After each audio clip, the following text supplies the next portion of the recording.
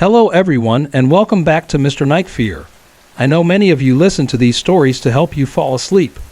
So, before you get settled in, I'd love for you to leave a comment letting me know where you're listening from. And if you're enjoying the episodes, don't forget to like and subscribe to the channel. Now, let's get comfortable, relax, and begin. Pine Ridge was always my peaceful escape. Tucked away on the outskirts of a quiet, small town in the heart of the Midwest, it was where my Uncle Ben and grandmother, Ruth, lived. I visited every chance I got. The house, surrounded by wide open fields and a patch of thick woods, held a calm charm. Quiet nights, cool breezes, and the distant sound of the river rushing beyond the edge of the property. But in 2013, one trip to Pine Ridge turned everything upside down. That evening, as the sun dipped behind the trees, my family gathered on the porch of the old farmhouse. We shared stories and laughter, with the warm glow of a lantern hanging above us.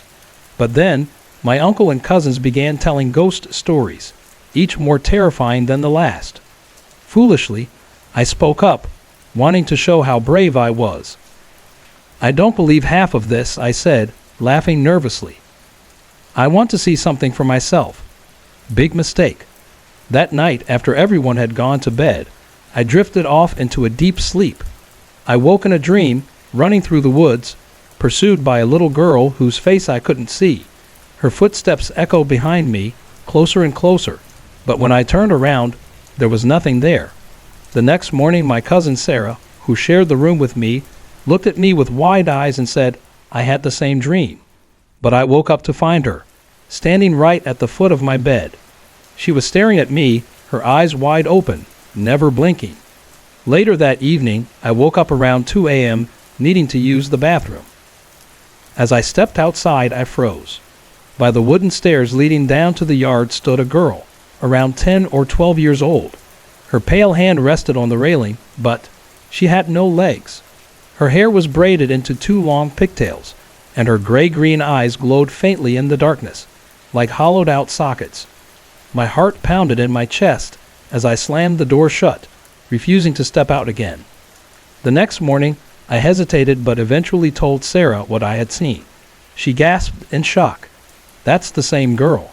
I saw her too. She didn't have legs. She was just standing there." As if that wasn't enough, the next evening, while we sat out on the porch, I noticed 3 small, shadowy figures near the edge of the property. They moved in perfect unison, and when I stared at them too long, they turned their heads toward me. A cold chill ran down my spine as I stumbled back inside the house. Moments later, the power went out, plunging the farmhouse into darkness. My cousin helped close the windows, but when we looked outside, there was nothing. A few nights later, I saw a figure dressed in white standing motionless in the yard near the fence. The figure's face was a black void, like it was empty, just a shadow in the night. My uncle, who had never been one to believe in such things, saw it too. Sarah saw it as well, but my cousin's husband, Dan, insisted that he saw nothing at all. After that, the strange events didn't stop. I heard faint whispering coming from my grandmother's room, distant knocks on the walls at night, and I saw shadowy figures moving across the yard when no one else was awake. I moved upstairs to the guest room, hoping to escape the unsettling feeling in the lower part of the house. But it followed me. One night, I heard my name softly called, followed by faint crying sounds, almost as if someone was sobbing from the dark corners of the house. Another time, I saw the same figure in white, sitting near the old dining table beneath the house, staring straight ahead. My grandmother, who was known for her deep connection to the spiritual world, would often chuckle and say, "This place has always been active. You wanted to see, and now you can't unsee." Now every time I go back to Pine Ridge, a knot forms in my stomach. It's not the same peaceful retreat it once was, and it's hard not to wonder, what else is out there, watching, waiting? What do you think happened next? When I was in my early 20s, my friends and I spent countless afternoons exploring the dense woods near our hometown, Silver Springs. There was an old, abandoned storm drain deep in the forest, and it quickly became our favorite hangout spot. The drain was a massive structure with 2 towering openings, about 9 feet high, framed by crumbling stone pillars that gave it an eerie, almost temple-like appearance. It felt like something out of an old ghost story, and we often joked that it was cursed. One afternoon, I was with my friends Chris, Jack, and Nathan, and we decided to check out the drain once again. We all drove separately, Chris and Jack in one car, Nathan and I in another, and met at the trailhead. The recent rain had flooded the area, so the drain itself was impassable, but we figured we'd hang out for a while before heading back to town. As we began walking back toward the cars, Nathan suddenly stopped. His voice dropped to a whisper. "There's a guy out there. He's wearing a monkey mask." I chuckled, thinking it was just one of his jokes, but then I saw him too. A tall man dressed in ragged clothes, with a monkey mask covering his face. He was crouched down, picking up debris from the ground and stuffing it into a burlap sack. He didn't seem to notice us, so we stayed quiet, watching him from behind the trees. Chris and Jack, not wanting to stick around, decided they'd had enough and made their way back to the cars. But Nathan and I, still curious, hung back to see what the man would do next. We scrambled up a small hill to get a better view, but by the time we reached the top, the man had vanished into the underbrush. Moments later, we heard rustling in the distance. The man reappeared, moving fast, too fast. He was heading in the same direction as Chris and Jack had gone. Nathan and I exchanged nervous glances. "We should follow him," Nathan suggested quietly. "Stay behind him. Maybe he's up to something." We agreed and cautiously trailed him along the winding path. The forest was dense, the trees casting long shadows across the trail. For a moment, we lost sight of him, but when we reached the top of another hill, we spotted him again, standing perfectly still, facing away from us. Then, without warning, he turned and began walking faster, almost running, down the trail toward our friends. My heart slammed against my chest.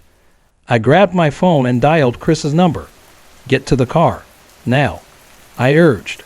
Nathan and I sprinted back to the parking lot, our breath heavy, hearts pounding. By the time we arrived, Chris and Jack were already in the car, waiting for us, their faces pale. As we pulled out of the lot, the forest behind us seemed to come alive. Strange, distorted screams echoed through the trees, surrounding our car. The sounds were unnatural, voices overlapping, distorted as if they were mocking us. The eerie, guttural noise followed us, growing louder and louder until we reached the main road. We didn't return to that place for a long time. But years later, we decided to give it another shot, hoping to conquer our fears. We ventured deeper into the woods, past the storm drain, toward the rumored temple. But the forest wasn't done with us yet. We were pelted with rocks from unseen hands, and as we made our way back to the trailhead, we met a family who seemed lost. We helped them get back to the trail, but when we turned to look, they were gone, vanished without a trace, as if they'd never been there at all. To this day, I can't explain the man in the monkey mask, the haunting screams, or the vanishing family. The forest still holds its secrets, and I have no desire to uncover them. I don't think I'll ever be going back.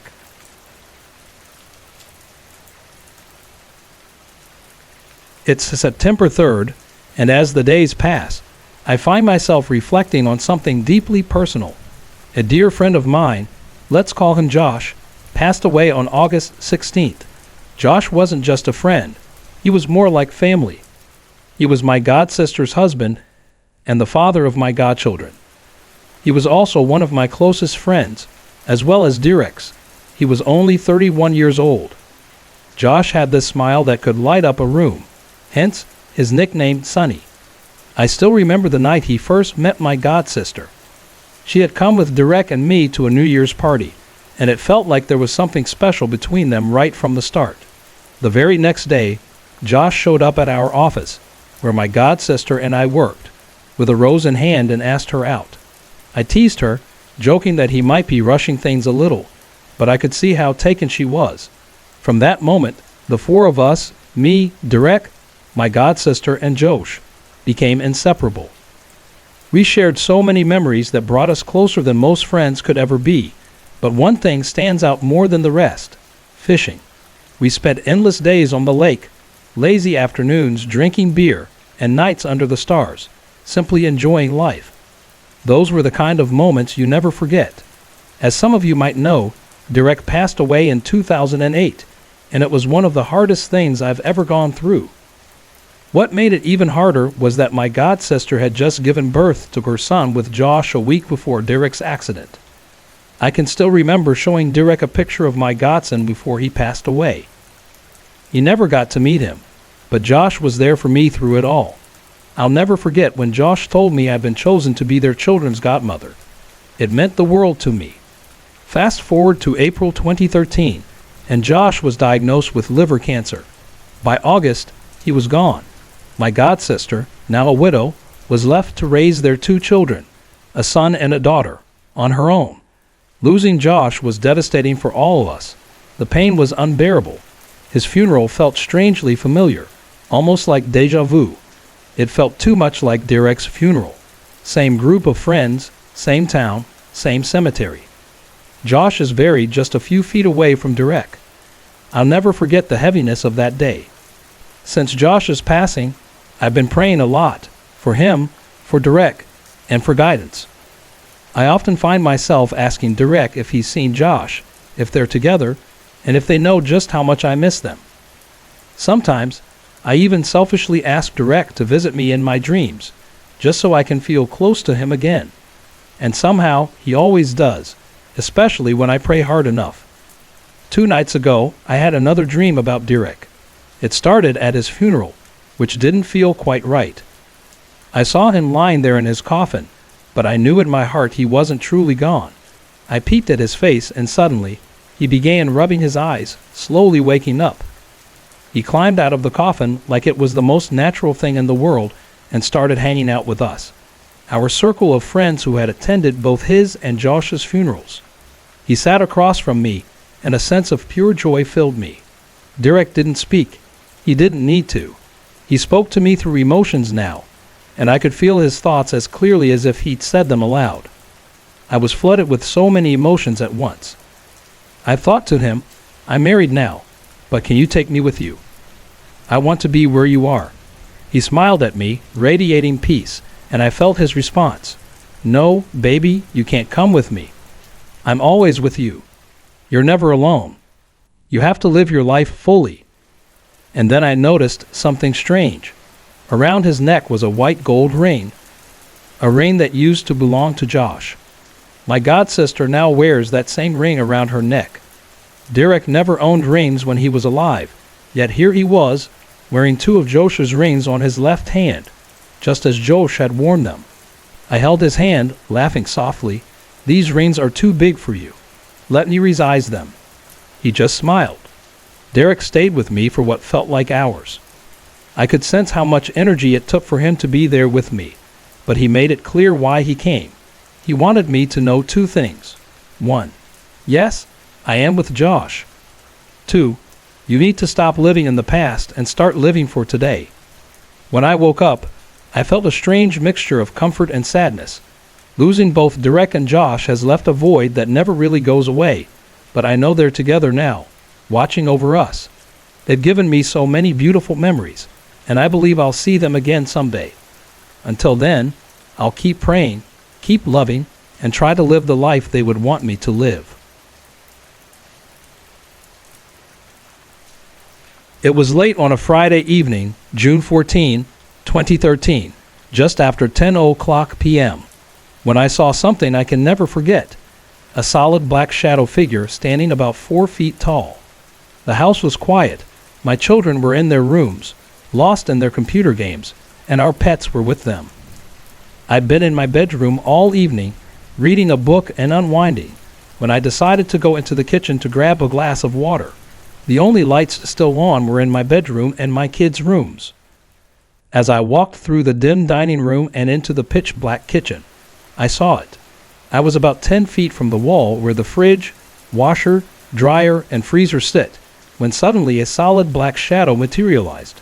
It came from the left, near the sunroom, and hovered just inches above the tile floor. The shadow didn't have any clear features. It was a flat, dark shape that turned at a 45-degree angle before facing the door leading down to the basement stairs.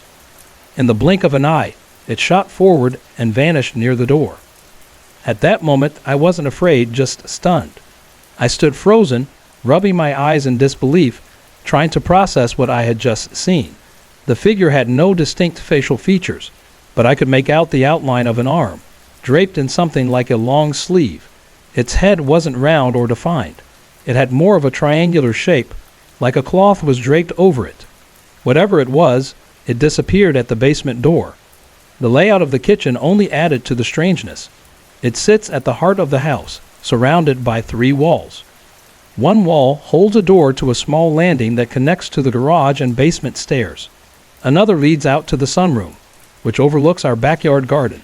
There are no streets, roads, or lights behind the house, just gardens and fields. Despite the darkness, the shadow was noticeably darker than the rest of the room, and it moved with unbelievable speed. Trying to stay calm, I turned on the kitchen lights and searched for a logical explanation. I couldn't find one. The more I thought about it, the more questions flooded my mind. What had I just seen, and why was it in my home? The next day, I scoured the internet for answers, reading about other people who had encountered similar shadow figures. I found suggestions for cleansing negative energy, one of which involved smudging with sage. That Saturday, I went to the store, bought a bundle of sage, lit it, and walked through every room in the house, even the garage, letting the smoke fill each space. Thankfully, nothing major has happened since, but I'm still shaken. The memory of that shadow still lingers. This wasn't my first experience with the supernatural. When I was a child, around 4 or 5 years old, I used to see shadows on the walls at night, shifting and changing shape. They scared me so much that I eventually stopped looking at them, convincing myself they were just figments of my imagination. Unlike the shadow in the kitchen, those shadows didn't fly across the room. They stayed pinned to the walls.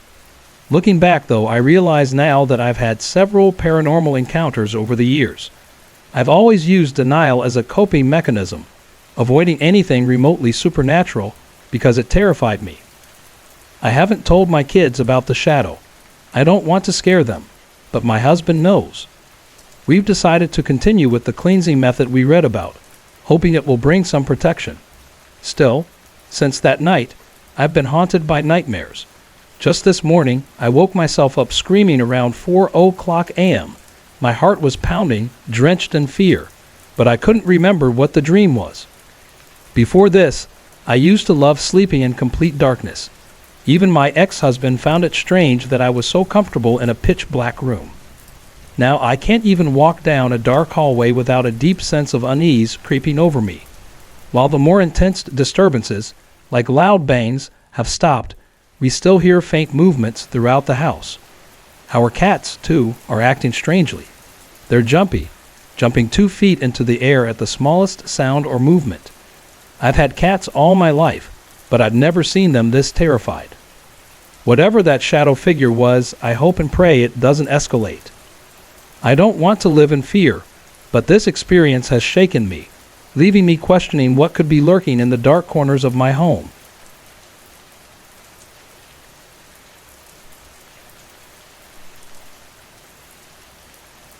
It was a peaceful evening on Mother's Day, and my family had just returned from a gathering at my aunt's house. The house was alive with the usual sounds of settling in after a busy day. My sister Emily and I shared a room, a routine we both liked despite our occasional sibling squabbles. At the time, Emily was 18 and I was 20. Around 9 p.m., Emily began acting strangely. She started taping her fingers and toes with Scotch tape, giggling as if it was completely normal. "Look at what I've done," she laughed, proudly showing off her odd little project. I chuckled, thinking it was just another one of her quirky moments, and didn't think much of it. Later, as the house quieted down for the night, Emily and I went to bed like we always did. My older sister Sarah stayed up watching TV, finally turning it off around midnight. Everything seemed peaceful until Emily suddenly got up and walked out of the room. The sound of her shuffling footsteps startled me, and my mom went to check on her. She found Emily sitting in the living room, staring at the computer screen in the dark. Half asleep and annoyed, my mom flicked on the light and asked, "What are you doing at this hour?" Emily looked up, her eyes wide and panic-stricken. "I'm looking for my slippers," she whispered. "I need to go to the store." My mom frowned, confused. "It's almost 1 a.m. Why on earth would you go to the store now?" Emily didn't respond. Instead, she started breathing heavily, her demeanor changing. Then, she turned off the light. Alarmed, my mom switched it back on, but Emily growled, almost inhumanly, and turned the light off again. By this point, it was clear something was terribly wrong. Emily squared her shoulders, her body seeming to grow in size, becoming more menacing. Her eyes rolled back in her head as she let out a louder growl. Frozen with fear, my mom quickly retreated to the bedroom where Sarah and I were, locking the door behind her. Emily began banging on the door, her growls turning into guttural, otherworldly howls. The noise woke up my uncle, who lived in the house next door. Hearing the chaos, he rushed over and, realizing the severity of the situation, immediately started praying. As he approached Emily, she suddenly collapsed to the floor, unconscious. After a few moments, she started crying uncontrollably.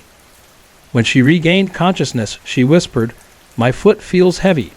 It's like something's trying to get inside of me." We quickly placed religious items near her and prayed until she calmed down. When Emily fully came to, she had no memory of what had happened. She only remembered going to bed as usual. The next day, my mom sought the advice of a priest, who explained that a wandering spirit had attempted to possess Emily. He warned that had she left the house, the spirit might have taken her life. He gave us specific prayers to recite and advised that Emily should tie her hair back before sleeping, as leaving it loose near certain trees could invite dangerous, malevolent forces. We followed his advice, and Emily never experienced another attack like that again. But for months afterward, none of us could sleep soundly, haunted by the memory of that terrifying night.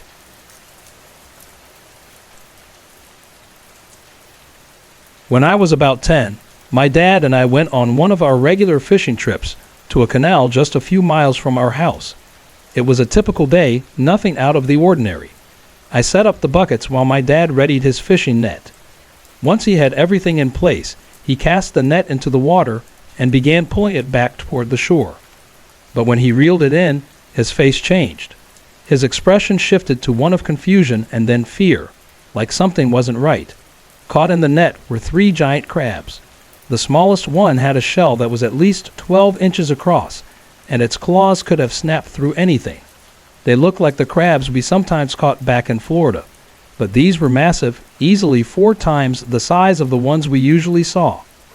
My dad was cautious, securing the crabs in the net, and decided we should take them over to my grandparents' place, which was just a few streets away.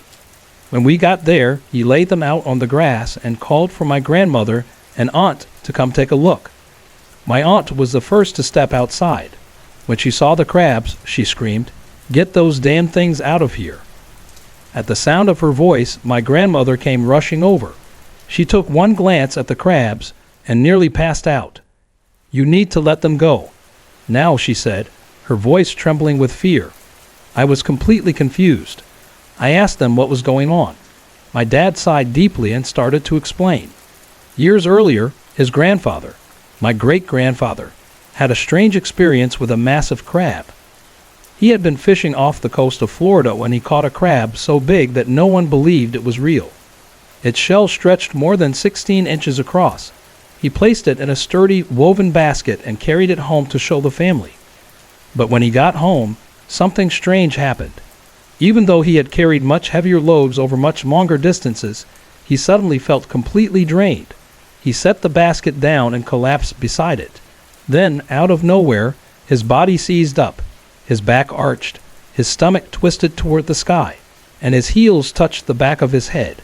Paralyzed in this unnatural position, all he could do was groan in pain. The family, terrified and panicking, didn't know what to do. Then a voice came from the basket. "Why have you disturbed me?" it asked, as though it had come from the crab itself. Frightened, no one dared to answer. A neighbor, hearing the commotion, ran over and asked what was going on. The voice replied, explaining that the crab had to be returned to the exact spot where it was caught, or else my great-grandfather would remain paralyzed forever. With no other choice, the neighbor helped my great-grandfather carry the basket back to the ocean. As soon as the crab was returned to its hole in the sand, my great-grandfather collapsed, freed from the grip of whatever force had taken hold of him. Ever since then, our family has avoided bringing home anything out of the ordinary, anything that might seem a little too strange. My dad confessed that as soon as he saw those crabs, he felt a deep sense of unease. As for what happened to the 3 crabs we caught that day, my dad never told me what he did with them, but knowing him, I wouldn't be surprised if we had crab cakes for dinner later that week.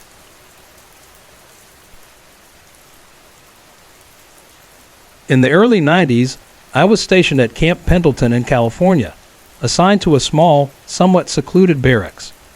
I was a corporal at the time, and though the room was meant for 2, I was lucky enough to have it to myself. There was an old, heavy mirror hanging above the left bunk, a feature I tried to avoid at all costs. At first, the room just felt off. Visitors would complain about disturbing dreams or would leave abruptly after minor disagreements. Even my closest friend, while lying on my bed one afternoon, abruptly sat up and muttered, "I can't do this anymore." He didn't even stay for dinner. One evening, I decided to record a song I had been working on. Strumming my guitar softly, I sang quietly, eager to hear how it sounded when played back. But when I hit play, there was something else on the recording. Howling. It sounded like a chorus of people, but there was no one else in the room with me. At first, I thought someone had overheard and was messing with me. But as I replayed it, I realized the sounds were coming from inside the room, like something else was there. It seemed to me that the mirror was the source of the unsettling energy. Friends would avoid sitting near it, and I'd often catch myself glancing at it nervously, unsure why. One night, as I was leaving the room, I glanced at the mirror. I froze. Reflected beside me was an arm, tan, slightly dirty, and detached from any body, extended as if to offer a handshake. I couldn't move, couldn't look away, until it faded back into the glass. The final straw came when my roommate admitted he couldn't sleep in the room as long as the mirror stayed there. We wrapped it in a heavy blanket and shoved it behind the fridge, glass facing the wall. The atmosphere shifted almost immediately. No more fights, no more eerie sounds, no more strange dreams. When the lieutenant came for our final room inspection, he spotted the wrapped mirror. When we told him what had happened, he simply nodded and said, "Wrap it back up. It looks better that way." I left the barracks shortly after, but I never forgot that mirror. Even now, the memory lingers. A couple of years ago, while staying at a hotel in Austin, Texas, I shared a room with my cousin. It was at the end of a long, dimly lit hallway, the only room available that night. I had this habit of announcing my arrival whenever I entered a new space, mostly out of respect for any lingering spirits. The first odd thing happened after I took a shower. I'd left my shoes neatly by the luggage rack, but when I returned, they had been moved, perfectly aligned next to the rack. I chalked it up to a hotel employee cleaning the room, but it didn't sit right with me. That night, as I was lying in bed, I heard faint rustling, like plastic being crinkled. When I turned toward the mirror, I froze. A woman was sitting there, her shoulder-length hair obscuring most of her face as she combed it. Her features were blurry, but I could make out the tears running down her cheeks. Too scared to move, I eventually woke my cousin. We spent the rest of the night in the hotel lobby, too frightened to return to the room. The next morning, as we were gathering our things, the room phone rang. I answered, expecting it to be the front desk, but instead, a woman's voice spoke softly. "Why didn't you return last night?" I was waiting. I still get chills thinking about it. I can't shake the feeling that she's still watching me. On a trip to Virginia a while ago, I decided to explore an old, forgotten Civil War fort. The place was still, unnervingly so, with crumbled stone walls and rusted metal parts scattered around. As I wandered deeper into the shelter, the air grew heavy, and the dim light began to flicker. A strange, rushing sound filled the air. Shadows began to dart past me, soldiers in worn uniforms, marching in formation as if reliving their final moments. They moved right through me, the coldness of their presence sending a shiver through my body. The room soon filled with silent figures sitting on the benches, waiting for something, but I couldn't say what. Then I heard distant explosions, and all of them turned in unison toward the doorway. As the sound died down, so did the shadows. The room brightened once more, as if nothing had ever happened. But I couldn't shake the feeling that those soldiers were still out there, somewhere, reliving their last moments. Sorry to interrupt. If you're enjoying the story, let me know in the comments and tell me where you're watching from. Don't forget to like and subscribe for more.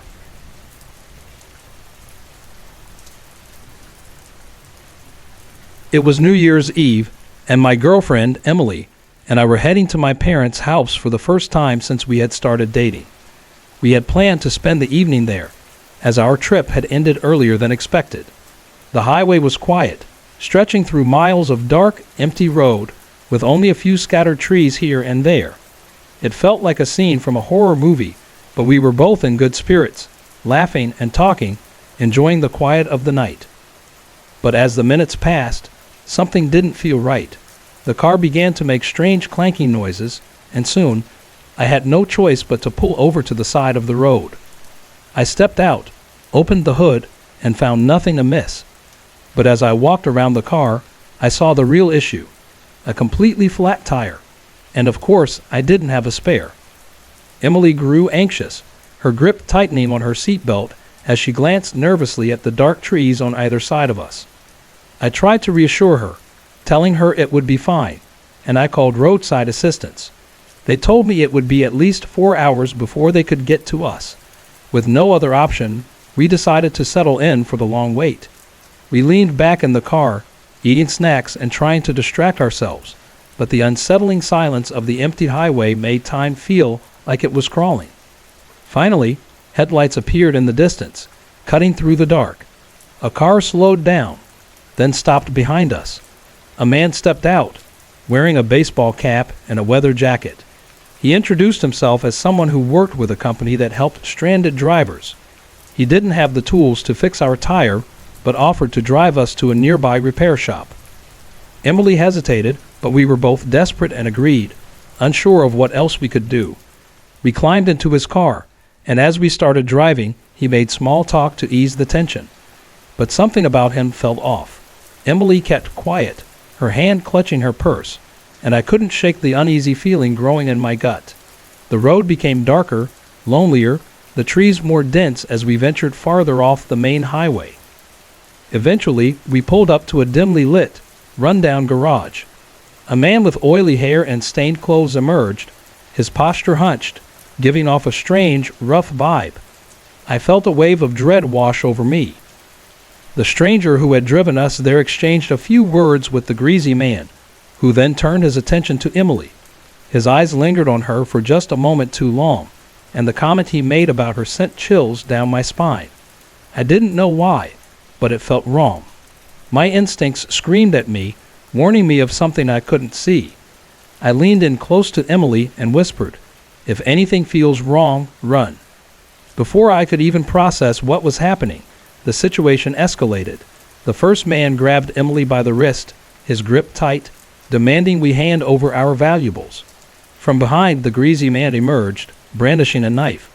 My heart raced. Adrenaline flooded my veins as I grabbed an iron rod from the ground nearby, swinging it with all my strength and knocking one of the men to the ground.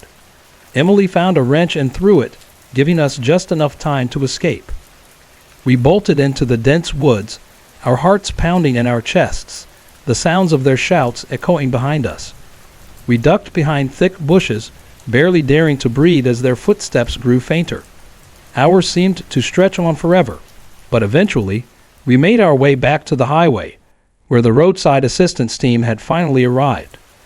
They helped us change the tire and made sure we were safe. The drive to my parents' house was a blur, but that night would stay with us forever. Emily and I eventually married, but we both carried that memory with us, a haunting reminder Always trust your instincts and always be prepared for the unexpected.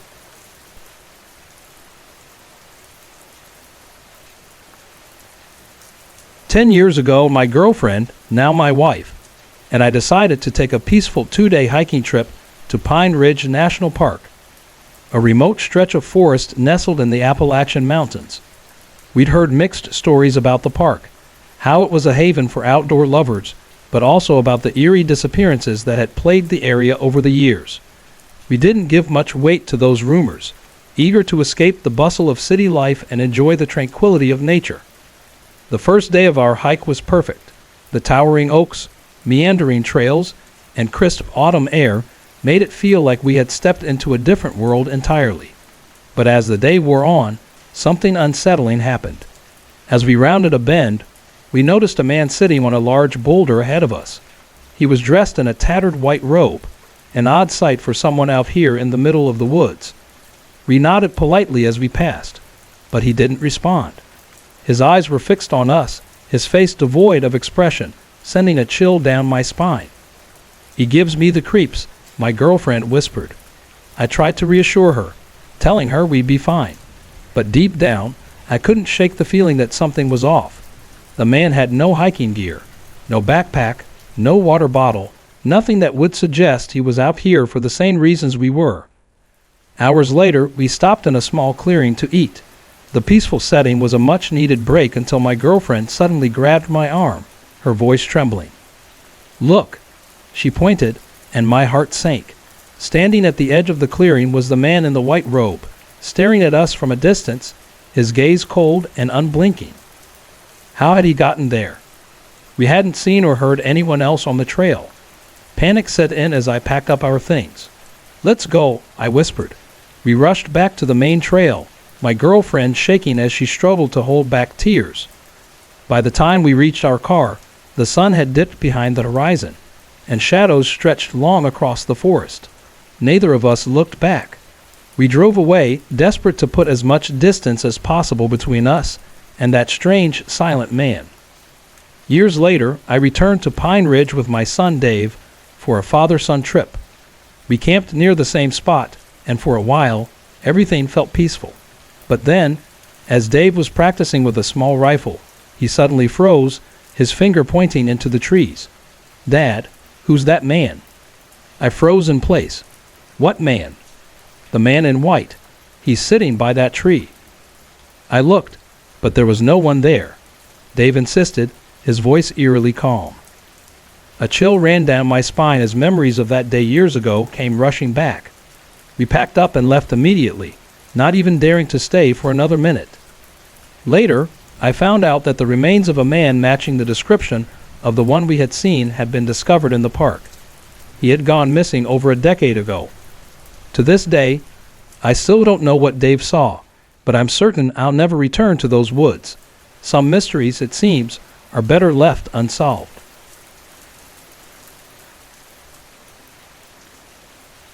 Last winter, I was enjoying a rare week off from my job at home, finally getting the quiet I had been craving.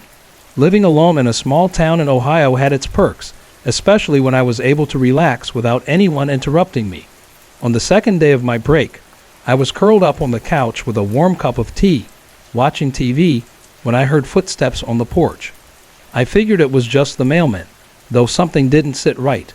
The footsteps stopped, but there was no knock, no doorbell, only a heavy silence. I grew curious. I leaned over and peered through the peephole in my door. A man in his 30s stood just outside. He wore a faded gray hoodie and worn jeans, his hands shoved deep into his pockets. His eyes weren't on the door. Instead, he was glancing around nervously, scanning the area as if he was looking for someone. His jittery movements made the hairs on the back of my neck stand up, and I suddenly felt uneasy. I decided not to open the door. After a few moments, he turned and walked back to his car, a black sedan parked up the street, a bit further down the foggy road. He drove off without a word. I sighed with relief, hoping I had overreacted, and tried to push the unsettling feeling from my mind. That evening, around 8 p.m., the peace was shattered by a knock at the door. I rushed to the peephole and saw him again, standing directly in front of the door. This time, his face was pressed too close to the glass, his eyes unblinking. The moment I saw his gaze, something cold slithered through me. I cracked the door open, just enough to speak. "Can I help you?" I asked, my voice steady but cautious. He smiled, too widely, too unnaturally. "My car broke down. I need to use your phone to call for help." I knew right away he was lying. I'd seen him drive away earlier. "No, I can't help you," I said firmly, preparing to close the door. Without warning, he banged on it, the force making it rattle on its hinges. "Hey," he yelled, his voice sharp, demanding, but I snapped back. "I'm calling the police." His shout cut off abruptly, and he suddenly went quiet. After a long pause, I heard his footsteps circling around the side of the house. My heart pounded in my chest. I rushed to my phone and dialed 911. I barely managed to finish the call when a loud crash echoed through the house. The window in the dining room shattered. He was climbing through. I ran for the garage, my mind racing for an escape. But just as I reached the door, I felt his hand close around my wrist. His grip was like iron, dragging me back toward the front door. Panic clawed at me. But then, a man walking his dog along the road spotted us and shouted for help. The intruder froze, his eyes darting toward the man. Without a second thought, he let go of me and bolted for his car. The engine roared to life, and he sped off into the night. When the police arrived, they searched the area but couldn't find him. They speculated he had planted or retrieved a hidden camera earlier that day, but they couldn't confirm it. All I know is that I haven't felt safe in my house since. Whatever his intentions were, I don't ever want to know.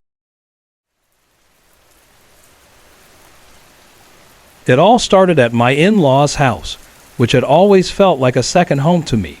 It was the kind of place you could walk into and instantly feel comfortable, safe, familiar, but a little old, like the house had its own stories to tell. I was 19 and pregnant with my first child when it began. At the time, my boyfriend, now my husband, still lived at home with his parents, while I stayed with my mom just a few blocks away, but I often spent my evenings at his house. One particular night, I was staying over with my boyfriend and his younger brother, who was 16 at the time. We were watching movies in the living room while their parents were out at the trailer with the family dog. Their middle brother was off for the weekend, staying at his girlfriend's place. Around 10 p.m., my boyfriend and his younger brother decided to make a quick run to McDonald's, only a 10-minute drive. I stayed behind, settled on the couch with a magazine, enjoying the quiet. Their house was a classic old place, the kind some people call a shotgun house, where you could see straight through from the front door to the back. From the living room, I had a clear view of the bedroom doors, the bathroom, and the stairs leading down to the basement. The only lights on were the 2 lamps in the living room and the stove light in the kitchen. I knew for sure I was alone. About 5 minutes after they left, I heard something. At first, I thought it was just the usual creaks of an old house. It was well over 90 years old, but the sound came again. It wasn't just creaking. It was the soft strumming of a guitar. The sound was faint but clear, and it was coming from the middle bedroom, which belonged to their middle brother. I couldn't help but laugh, thinking he must have snuck back inside for some kind of prank. I got up and knocked on the door, but there was no answer. The guitar strumming kept going. I opened the door and turned on the light. The room was empty. The guitar? It was tucked inside its case, right there in the corner of the room. My stomach dropped, a cold knot forming, but I tried to stay calm.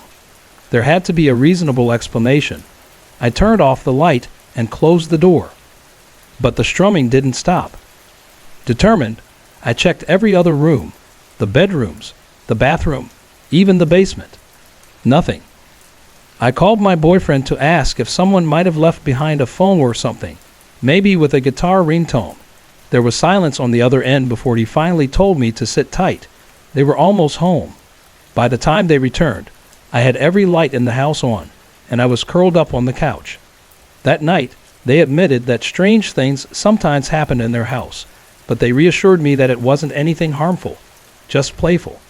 It eased my nerves a little, but something still didn't sit right. A year later, my boyfriend and I bought the house next door to his parents. It needed a lot of work, so we moved in with them while we renovated. By then, we had a 3-month-old son. My youngest brother-in-law gave up his room for the baby and moved into the basement. Our son's room was right off the living room, while ours was the middle bedroom near the dining room. The house never felt threatening, but it always felt occupied. Every time I got up at night to feed my son, I couldn't shake the feeling that someone was standing just behind me, watching quietly. At first, I figured it was just nerves, being a new mom and all. But then something happened that I couldn't explain. One night, my son woke up at 3 a.m. I glanced at the baby monitor to see if he was really awake. As I watched, his blanket slowly pulled up, tucking him neatly in under his chin. His little arms were above his head, and his feet peeked out from under the blanket. There was no way he could have done that himself.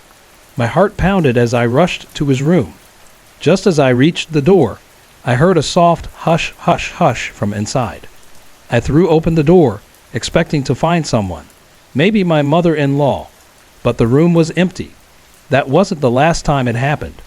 Over the next several months, I saw the blanket move and heard that soft hush, hush, hush countless times. It was clear to me that whatever this presence was, it wasn't here to hurt us. It was here to watch over us. One summer, I got really sick. My fever spiked to 105 degrees, and I was bedridden. The family was outside with my son, letting me rest.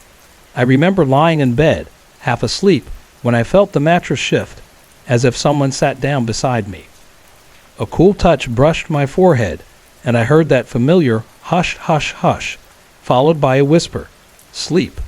When I woke up hours later, my fever had broken. I thanked my mother-in-law for sitting with me, but she insisted she hadn't been in my room at all that day. There were other small things that happened too. Lights and electronics would turn on and off by themselves.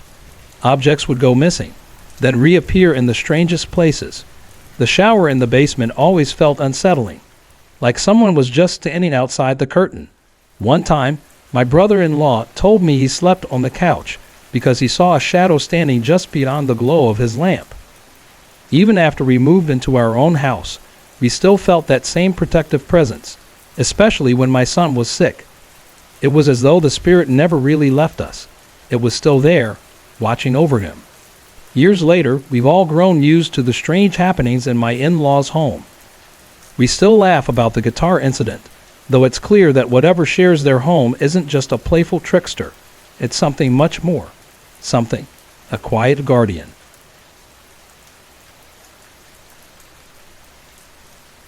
Last summer, my girlfriend and I decided to camp in the wilds of the Appalachian Mountains in western North Carolina.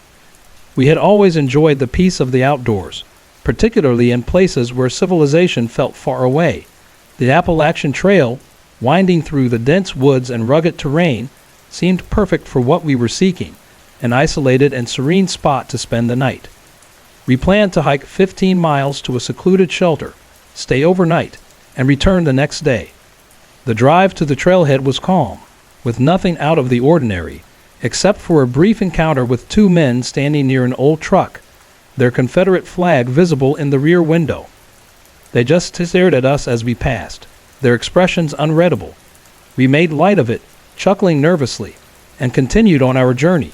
The trail was everything we hoped for: thick forests, rolling hills, and an overwhelming quiet that seemed to echo in the vastness of the landscape. After hours of hiking, we finally arrived at the shelter, a simple, weather-beaten structure with a stone fire ring beside it. We set up camp behind it in a small clearing, hoping for a bit of privacy.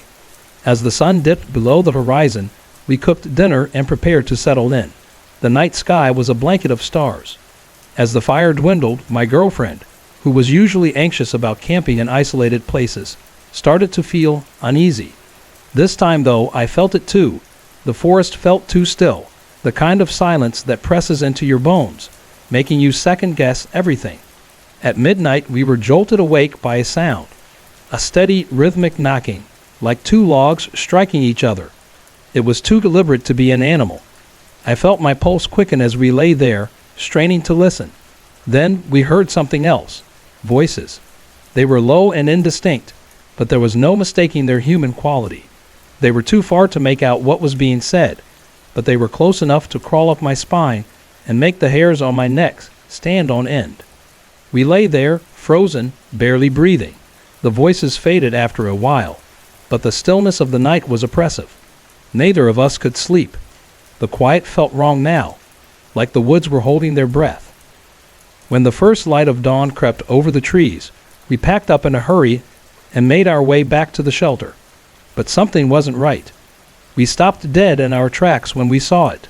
The word "kill" was carved into the wooden wall of the shelter, deep gouges in the wood with fresh splinters scattered around. The sight of it sent a cold wave of terror through me. We didn't waste any more time. We grabbed our things and hurried back down the trail, our eyes darting from shadow to shadow, expecting to see movement, expecting something to jump out from behind every tree. When we finally reached the car, we exhaled in relief until we saw the windshield. There, stuck on the wiper, was a dead squirrel, its body impaled with a twisted branch. Blood smeared across the glass, and the sight of it made my stomach churn. Without a word, we threw our gear into the trunk and sped away, not daring to look back. We never found out who or what had been out there that night, but we both knew one thing for sure. Some places, some trails, are better left undisturbed.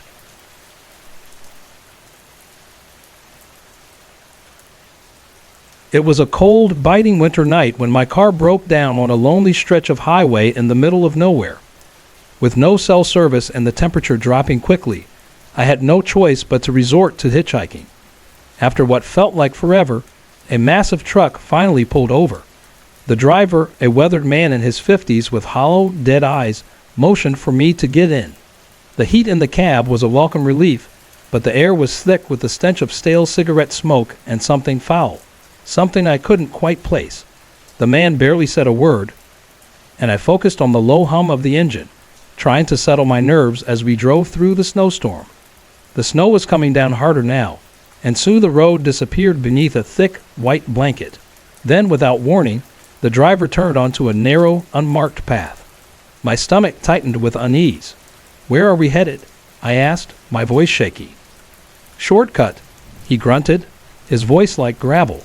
The path was barely wide enough for the truck, flanked by bare trees that looked like twisted skeletons in the moonlight. The truck finally came to a stop in a small clearing. Without saying a word, the man climbed out and disappeared into the darkness. A few moments later, he returned, dragging a large, plastic-wrapped bundle stained with something dark, something red. My heart started to race. "What's that?" I asked, my voice barely a whisper.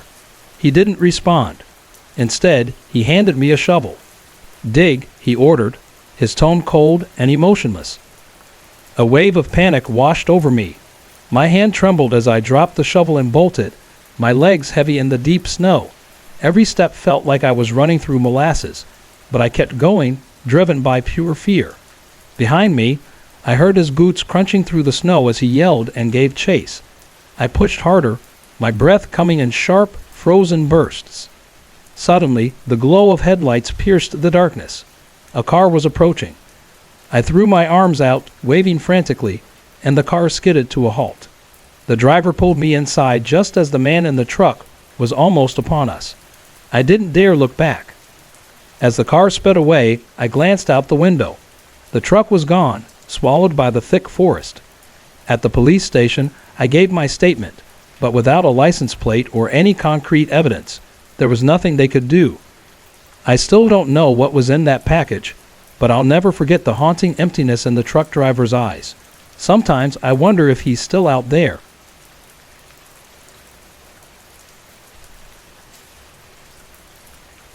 When I was 10 years old, something happened that still haunts me to this day, even now, a decade later. I'm 20 now, living in a small town in New England, and though I wouldn't call this urgent, whatever I saw hasn't shown up again. It's a memory that lingers in my mind. I'm sharing it here, hoping someone might have experienced something similar or might help me understand what happened. Back then, my bedroom was a little different. My bed sat in the corner of the room, with the headboard against one wall and the right side against another. At the foot of my bed stood an old wardrobe, placed a few inches from the wall because the lamp plugged into an outlet behind it. Across from my bed, near the opposite corner of the room, was the door. There was a street lamp outside my window, which meant my room was never fully dark at night, just a soft, ambient glow. As a kid, I had a strange habit of keeping my eyes open while I waited to fall asleep. I'd lie there, listening to audiobooks, staring at the ceiling, but that habit ended the night I saw it. Since then, I've always kept my eyes tightly shut, no matter how long it takes me to fall asleep. It all started with a soft creak. I turned my head, and to my surprise, one of the wardrobe doors was slowly opening. It wasn't abrupt or jerky, just a smooth, quiet motion, like someone gently pulling it open. Then just as slowly, the door closed again. I wasn't scared at first. I was oddly calm for a kid who usually got jumpy over small things. I convinced myself it must have been the wind, even though that made no sense. The window was closed, so there couldn't have been any breeze. And then, I saw it.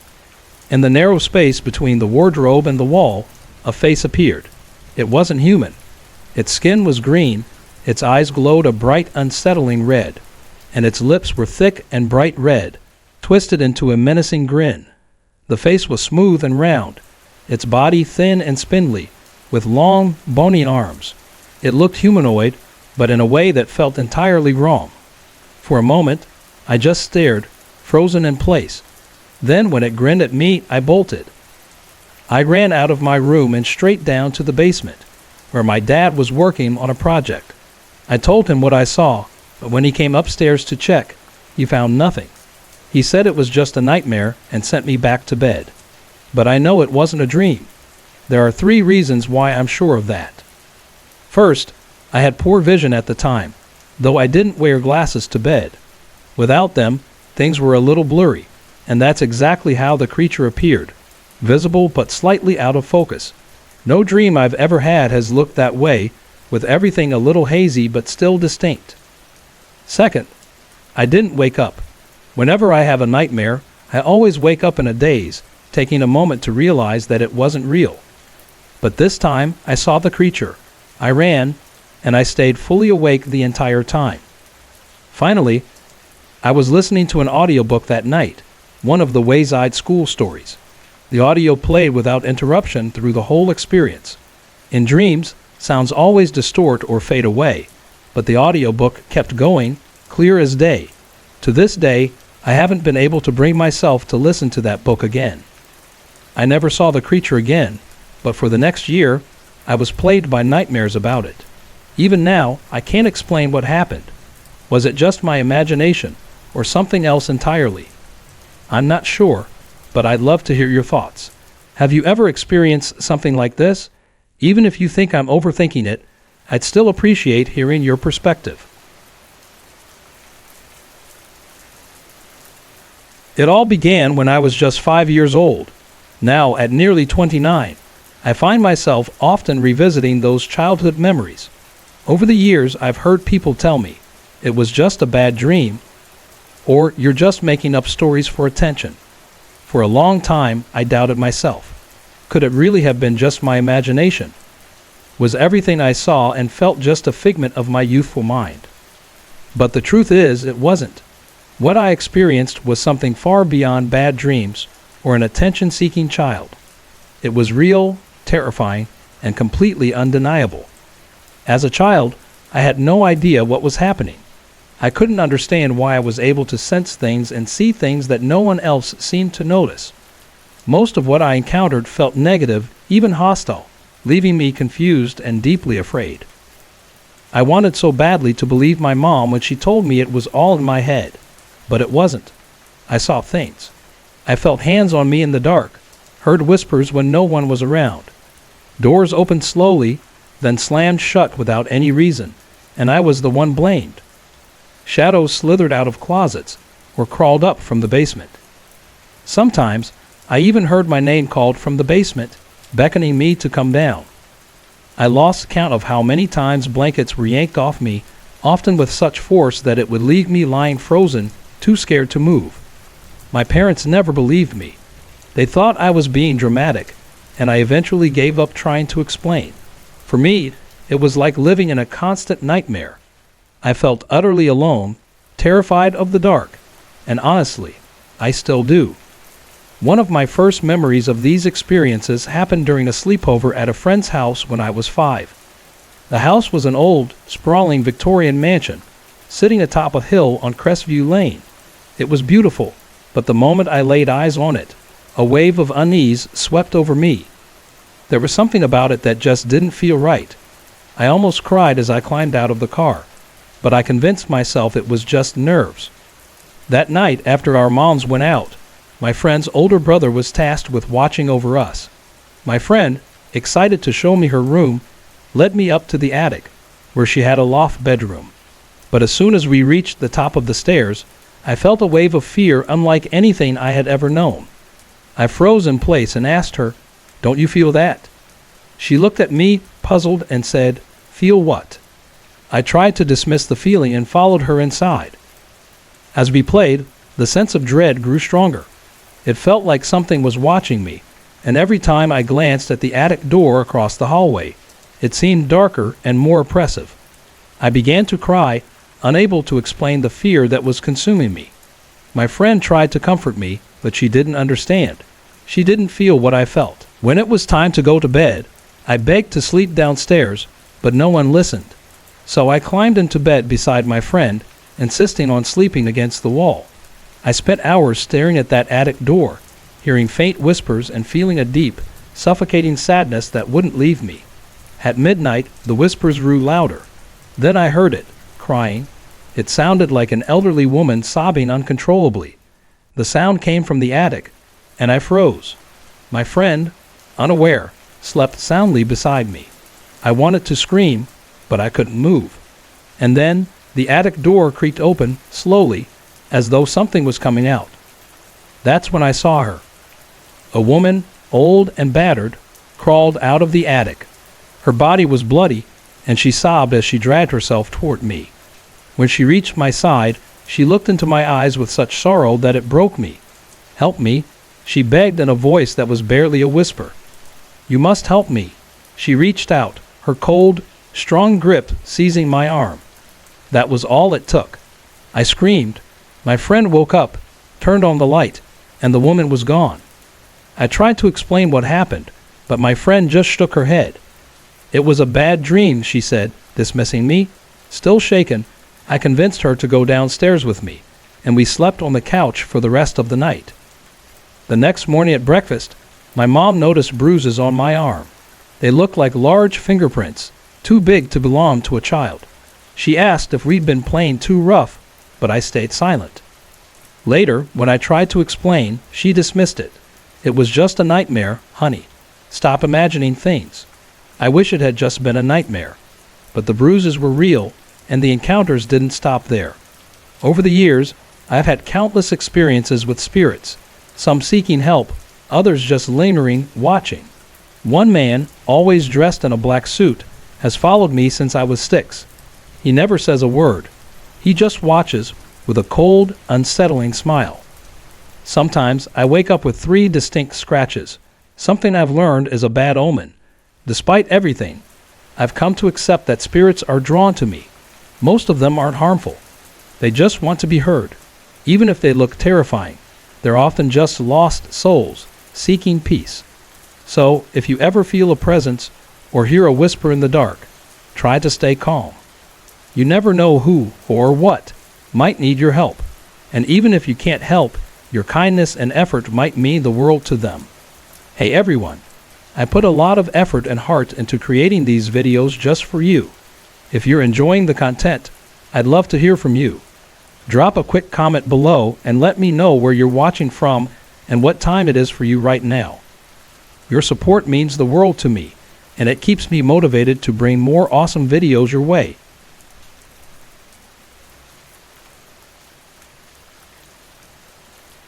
It all started when I was just 5 years old. Now, at 29, I often find myself thinking back to those early encounters. The ones that everyone dismissed as just bad dreams, or a child's overactive imagination. Even my parents told me I was just seeking attention. Over time, I nearly convinced myself they were right. Almost. But as the years went by and the experiences kept happening, I knew deep down these weren't just dreams or tricks of my mind. They were real. Terrifyingly real. As a little girl, I didn't know how to process or deal with what I was seeing and feeling. And even though I tried to convince myself it was all in my head, I knew better. I saw figures moving in the dark at night and people standing by my bed, silently watching me sleep. There were times I could feel something touch me, even when no one was around. My bedroom door would creak open slowly, only to slam shut with a force that seemed invisible. Shadows crawled out of my closet and slithered up the basement stairs. Sometimes I would even hear a voice calling my name from the basement, urging me to come closer. And then there were the nights when my blankets would be ripped off my bed, leaving me shivering in the cold, too scared to cry out for help, because no one ever believed me. It felt like I was living in a horror movie I couldn't escape. I was alone with my fear, a little girl terrified of the dark. A fear that still lingers with me today. The first time I truly understood how different my reality was from others was when I stayed at a friend's house for a sleepover. I was 5 years old, excited for a night of playing with Barbies and laughing. My friend's house was an old Victorian home on a hill, the kind of house that should have been charming, but instead filled me with an overwhelming sense of dread. As my mom and I walked up the creaky porched steps, I felt a lump rise in my throat. I wanted to cry but forced myself to brush it off, telling myself I was being silly. That night, my mom went out with my friend's mother, leaving us with her older brother, an 18-year-old who didn't seem to care much about babysitting. My friend and I spent most of the evening downstairs, laughing and playing, but eventually, she led me upstairs to show off her new room. It was in the attic, and she was excited to show me how cool it was. As we climbed the stairs, a wave of fear washed over me. My skin prickled, and I instinctively grabbed her arm. "Don't you feel that?" I asked. She shook her head and laughed, brushing me off. "It's just an attic. Don't be silly." But the sense of dread followed me like a shadow. We entered her room, and I tried to shake off the feeling. We played for a while, but I couldn't focus. Every creak of the old wooden floor, every whisper, made my heart race. I glanced over at the attic door across the hall, and I could have sworn I heard faint whispers coming from behind it. My friend didn't seem to notice anything unusual, and I didn't want to ruin her fun. But deep down, I felt like something was watching me, waiting. When it was time for bed, I begged to sleep downstairs. My friend and her brother refused. Resigned, I climbed into her bed, insisting on sleeping next to the wall. She rolled her eyes but let me have my way. I lay there, wide awake, staring at the partially open attic door. The faint glow from the hall light cast just enough light to outline it. I couldn't take my eyes off it. Hours passed. My friend slept soundly beside me, but I couldn't. The whispers grew louder, and a deep sadness seemed to fill the room, making my chest feel tight. Then I heard it. A soft, heart-wrenching sob. It sounded like an old woman crying, and it seemed to come from the attic. My stomach dropped. I turned to my friend, hoping she'd wake up, but she was fast asleep. The sobbing grew louder, more desperate, and my fear escalated. Then the doorknob turned. I froze, watching as the attic door creaked open. Slowly, painfully, it scraped across the floor, revealing nothing but darkness beyond. My heart raced, and I gripped the blanket tightly, tears streaming down my face. That's when I saw her. An old woman crawled out of the attic, her body battered and bloodied. She sobbed as she dragged herself toward me. Her pain was palpable, her eyes filled with desperation. "Help me," she pleaded. "You must help me." I couldn't move. Her cold, trembling hand grabbed my arm, and I screamed. The sound jolted my friend awake, and she immediately turned on the light. The woman was gone. I was left shaking, my arm marked with bruises that looked like fingerprints. The next morning, I told my mom what had happened. She dismissed it as a nightmare, just like she always did, but the bruises on my arm told a different story, one I couldn't forget, no matter how hard I tried. Over the years, my encounters with spirits have continued. Some have been benign, others terrifying. I've come to understand that not all spirits mean harm.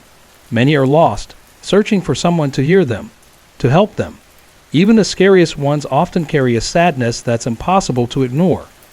I still struggle with my fear, but I've learned to listen, because sometimes that's all they need, a moment of understanding. What do you think? Have you ever experienced something like this?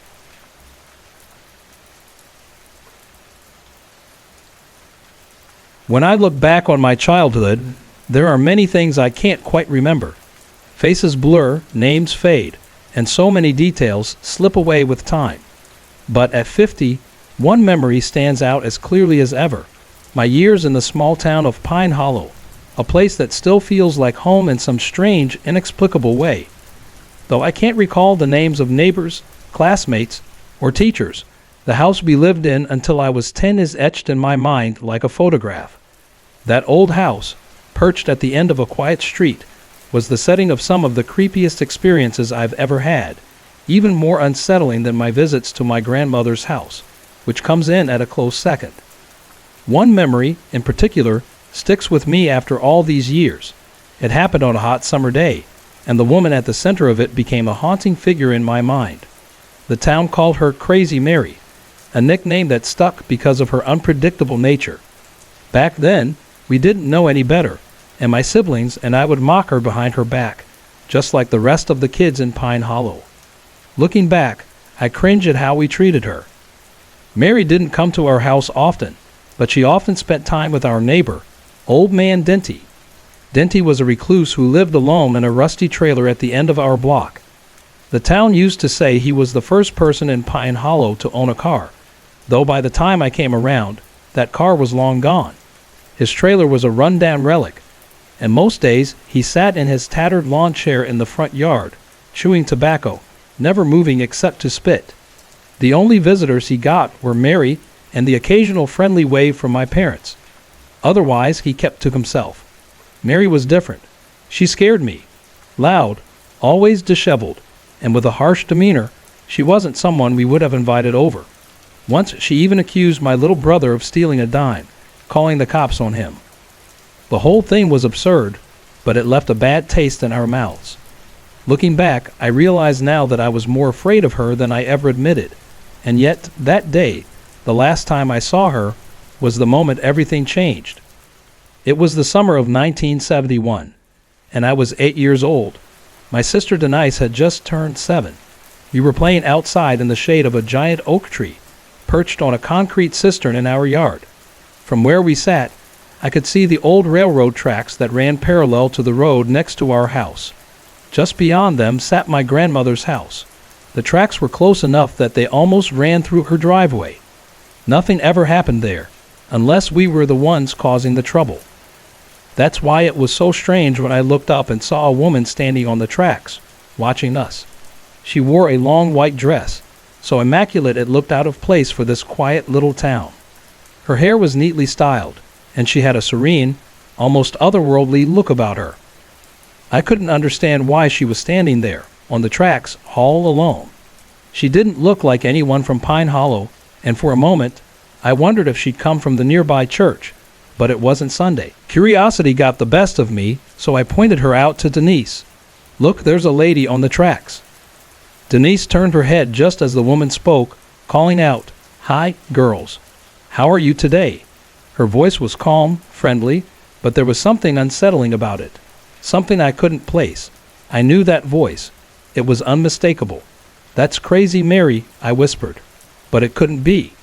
The woman I was looking at didn't match the disheveled, unkempt Mary I had seen before. This woman was graceful, poised. I stood up, my feet unsure of what to do next. A cold feeling crept up my spine.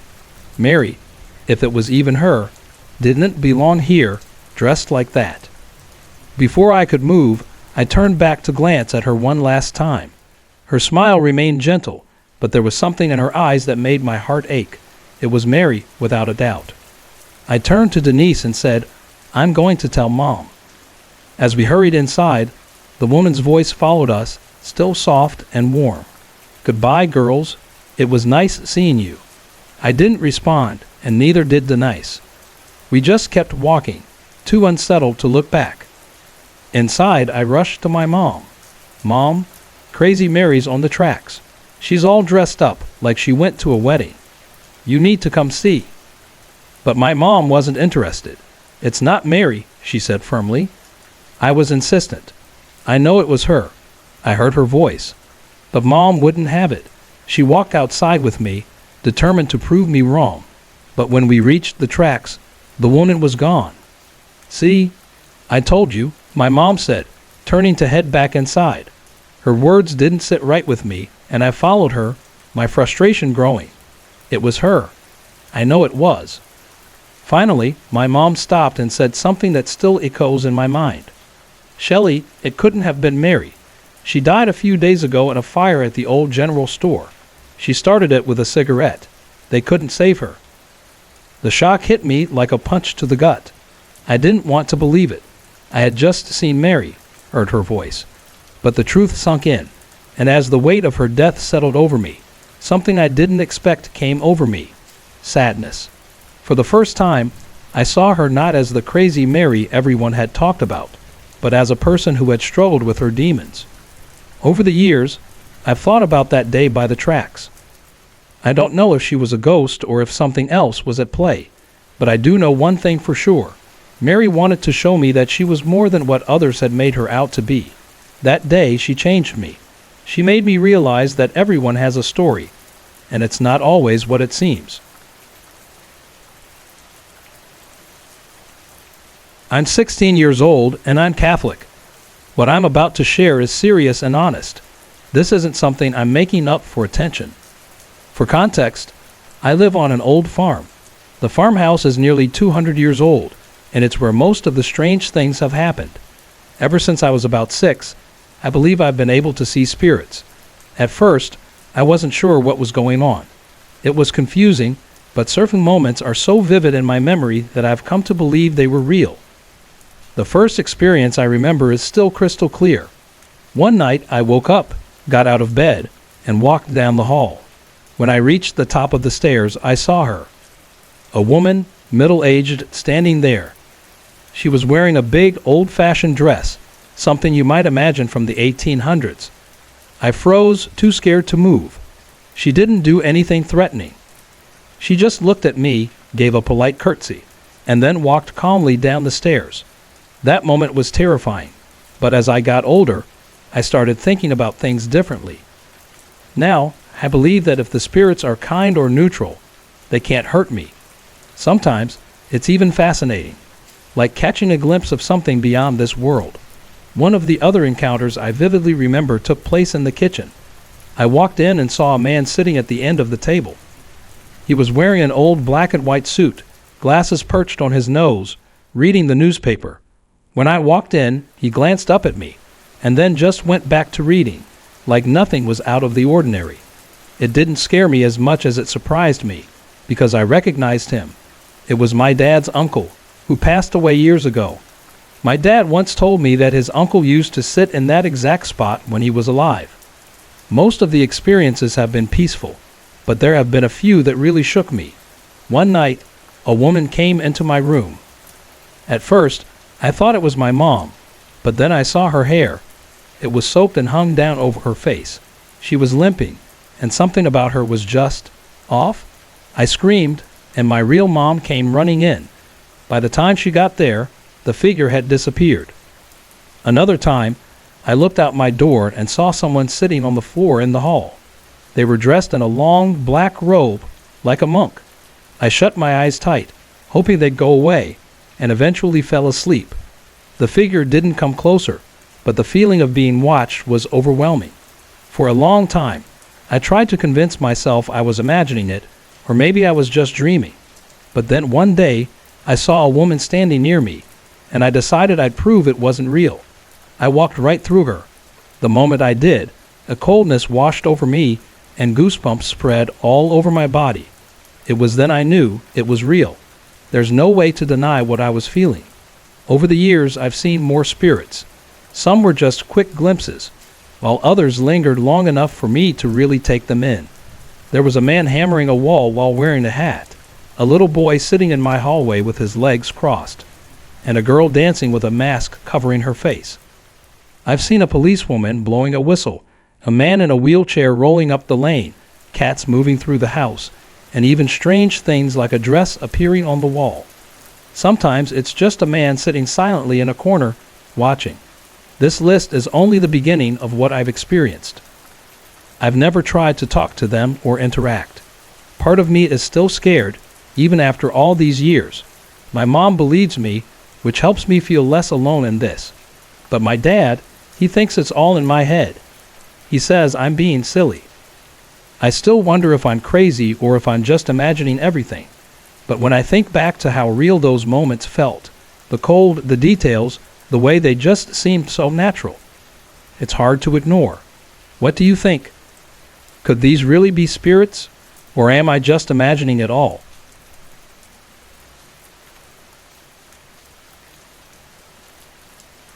Two years ago, I was working the graveyard shift at a small gas station in a quiet town, about 2 hours north of where I grew up. It was the kind of place where everyone knew each other, and the nights were always still, almost too still. I had moved there temporarily to fix up an old farmhouse I had bought, hoping to flip it for a profit. During the day, I worked on repairs, and at night, I took shifts at the gas station to make some extra money. The station was right off a major highway, so we'd occasionally get a late-night traveler stopping by, but it was always the same, tired folks in a hurry to fuel up and keep moving.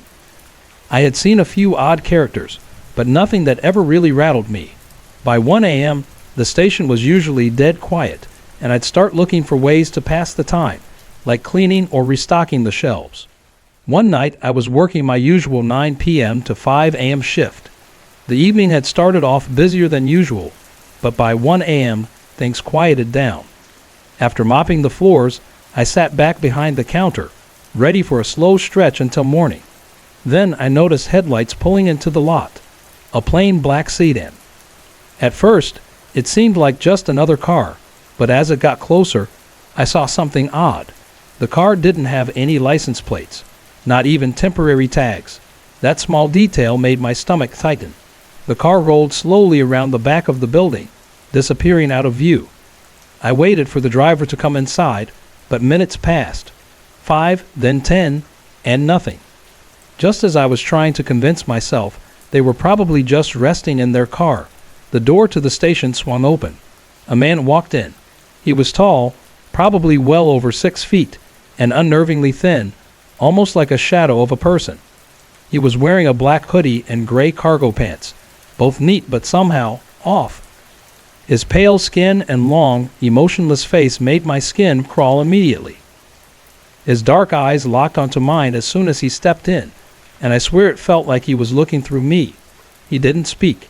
He just stood there, staring at me for a beat before walking slowly toward the shelves at the far end of the store. I tried to shake off the feeling, forcing a casual greeting. "Hey, how's it going?" He didn't respond.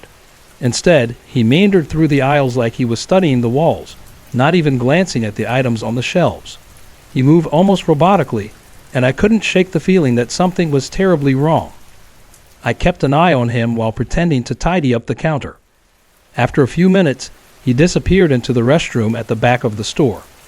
I exhaled a breath I didn't realize I'd been holding and tried to calm myself, but something in the pit of my stomach wouldn't let me relax. I kept glancing at the restroom door. 10 minutes passed, then 20. Another customer came in to pay for gas, and for a moment, I considered mentioning the guy in the restroom. But I didn't. It seemed unprofessional, and I didn't want to sound paranoid.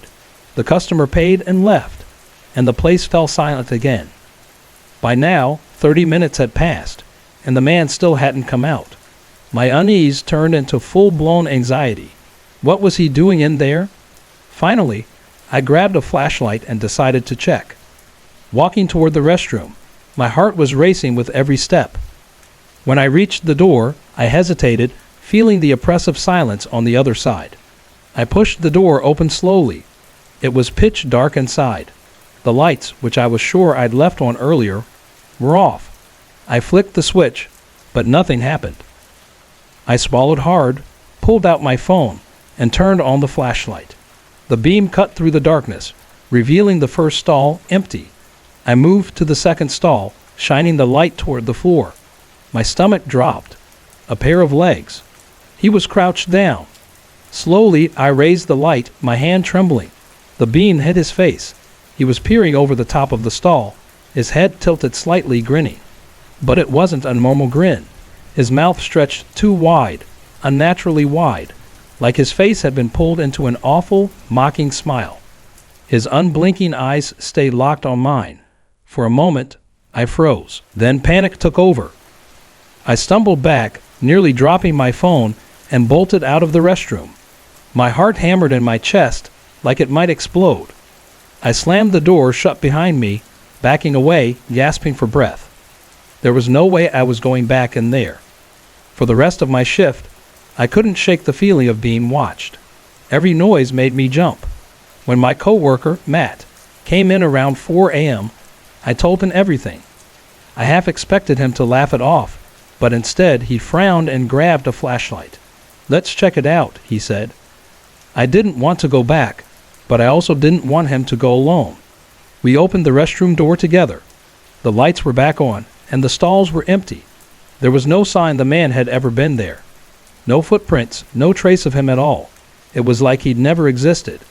Matt shrugged it off like it was nothing, but I couldn't. That grin stayed with me. To this day, I don't know who or what that man was. I just know that I never want to see anything like that again. A few months ago, I was scrolling through Craigslist, looking for a deal on a laptop. My old one had barely survived a coffee spill, and with money tight, I couldn't afford much. So when I found a listing for a used laptop for $150, it seemed too good to pass up. The price was a steal. I messaged the seller, a guy named Mike, asking if it was still available. He replied quickly and said yes. At first, everything seemed normal. He was polite, even professional, but soon things started to feel off. When I suggested meeting in a public spot like a Starbucks or McDonald's to do the exchange, Mike said he couldn't. He claimed he didn't have a bag to carry the laptop and didn't want to take it outside. Instead, he asked if he could come to my house. I hesitated, but I was desperate for a new laptop and didn't want to drive an hour to his place. Against my better judgment, I gave him my address. Looking back, that was my first mistake. Mike said he'd come by that evening.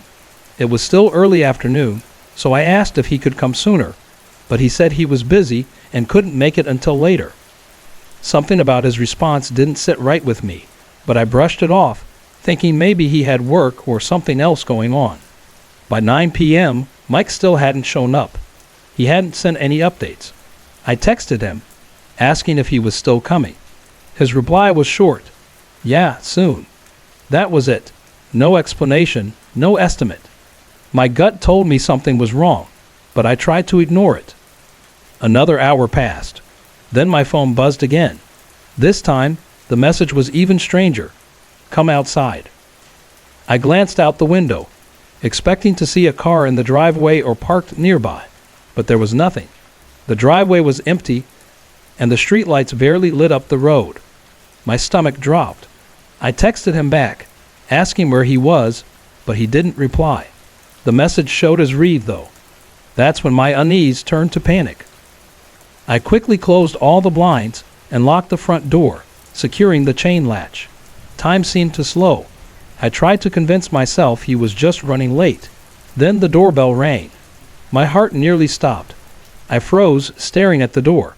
Slowly, I walked over, each step feeling heavier than the last. Without a peephole, I had to rely on my voice. "Who is it?"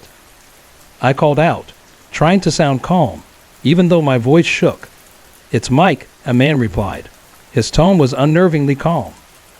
I hesitated, my hand hovering over the lock. Something wasn't right. Finally, I cracked the door open just a bit, keeping the chain on. The moment I did, the door slammed as 3 men threw themselves into it, trying to force their way inside. I screamed, pushing back against the door with everything I had. The chain held, but they kept slamming their bodies into it, again and again.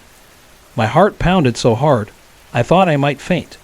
"Get out of here," I yelled, my voice trembling. They didn't respond. All I could hear was the thud of their bodies against the door and my frantic breathing. What felt like an eternity passed before they finally stopped. I heard their hurried footsteps retreating, then silence.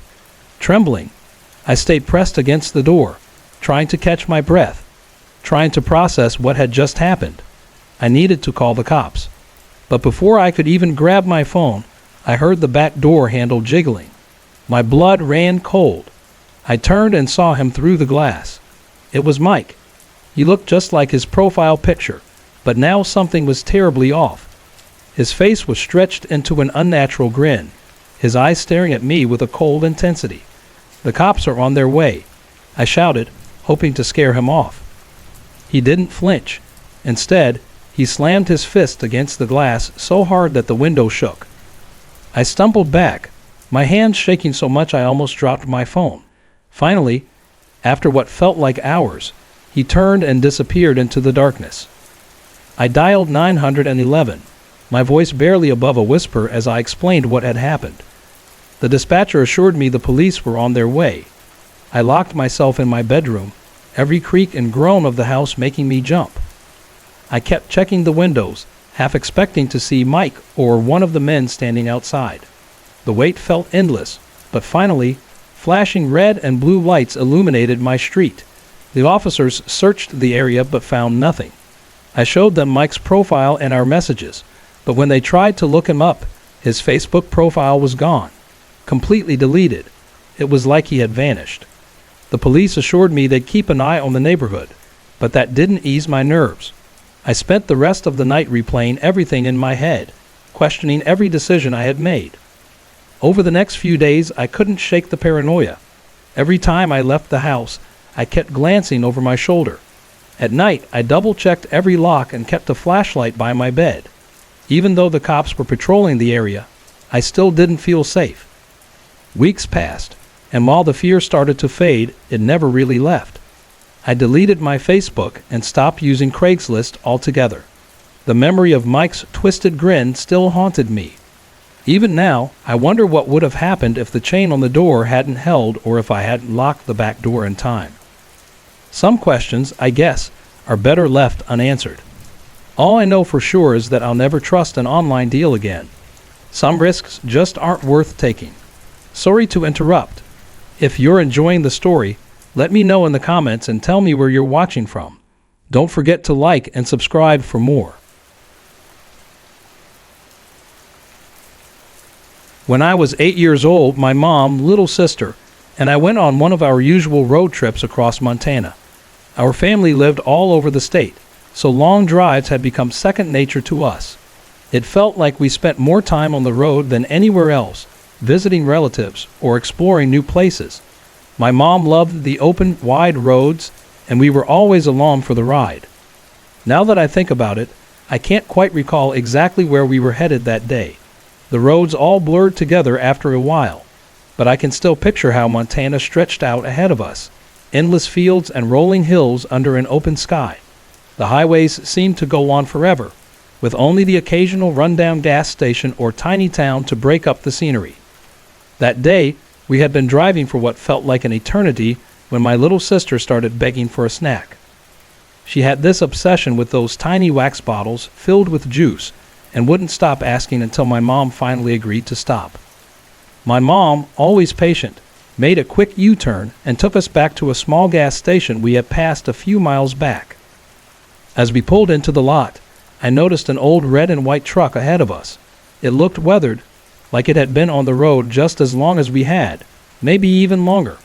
The truck pulled into the station just as we did, and for a moment, everything felt normal. Just another pit stop on a long journey. We all piled out of the car to stretch our legs.